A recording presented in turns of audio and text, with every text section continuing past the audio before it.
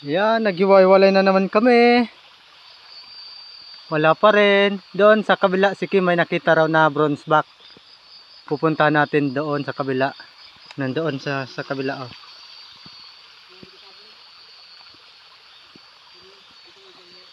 Ayan. Wait. Tara. Tara.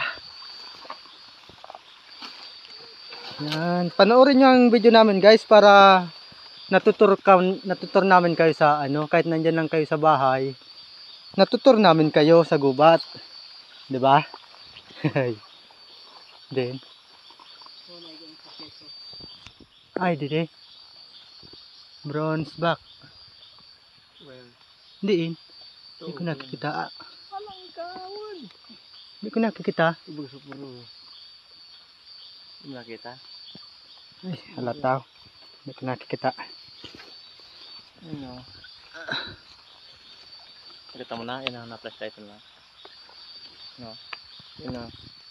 Ay, sa date pa? Abot ng cam. Maliit pa. Alin na databi pa ang flashlight mo. Yan guys, sa bronze back. Kaso hindi masyado yan yata kita sa camera. Kita yan. Ayan o. Bronze back. Mataas din. Mataas ang mga snake ngayon, guys. Ako lang mo. Yan.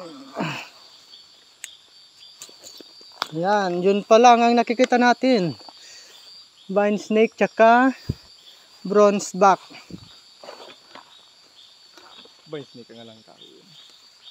Ang taas nila, guys. Ganyan yata talaga sila pag maulan. Nasa matataas sila. Hindi natin mabidyoan ng malapitan. Sayang.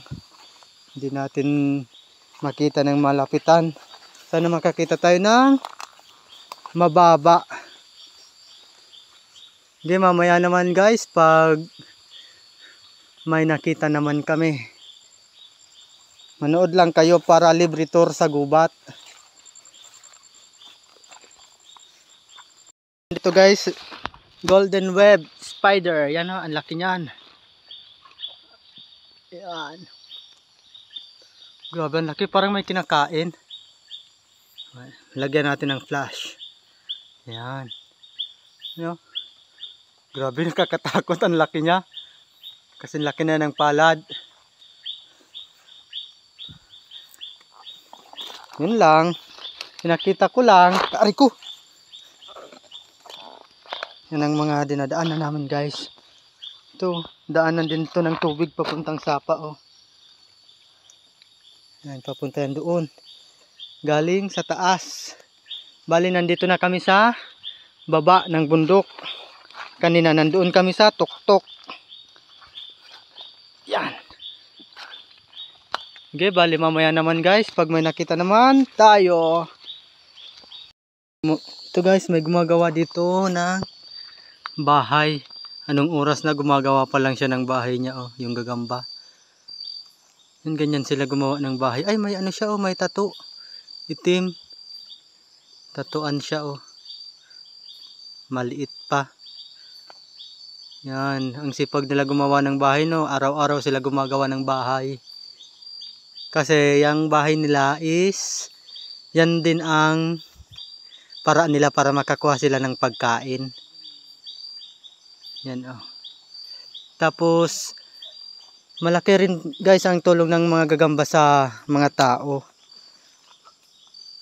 Kinakain nila yung mga lamok na